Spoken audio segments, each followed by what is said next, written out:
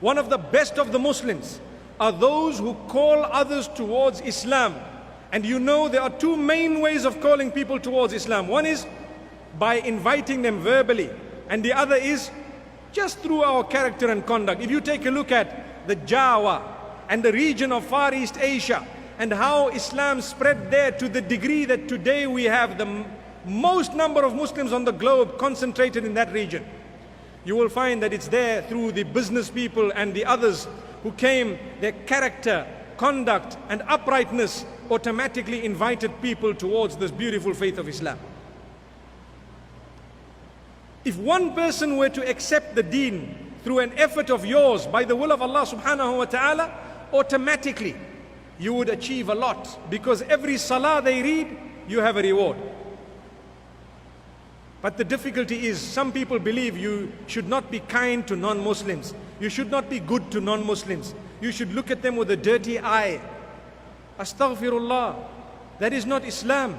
In fact, Islam is the opposite, where you need to treat every non-Muslim as a potential Muslim. Every non-Muslim is in fact a not yet Muslim.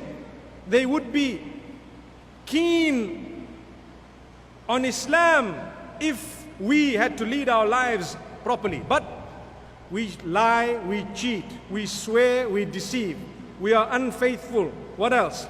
We have so much in terms of negativity. We fight each other, we are disunited. What else? We oppress our women sometimes in the name of Islam, and we say this is religion. And then what else do? We don't want to greet one another as Muslims.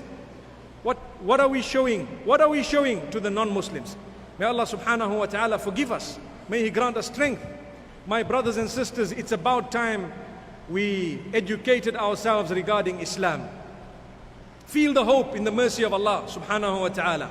Allah is all merciful. Allah loves you. He wants to forgive you. He is looking for any excuse to forgive you. He wants to give you paradise. He is looking for any excuse to give you that paradise. Give Him that excuse. Turn to Allah. Turn to Allah subhanahu wa ta'ala. Really.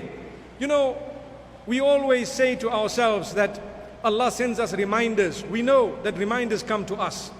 But do you know that there is a limit to the amount of reminders that will come to you before we will become expired, or the wrath overtakes us? May Allah protect us.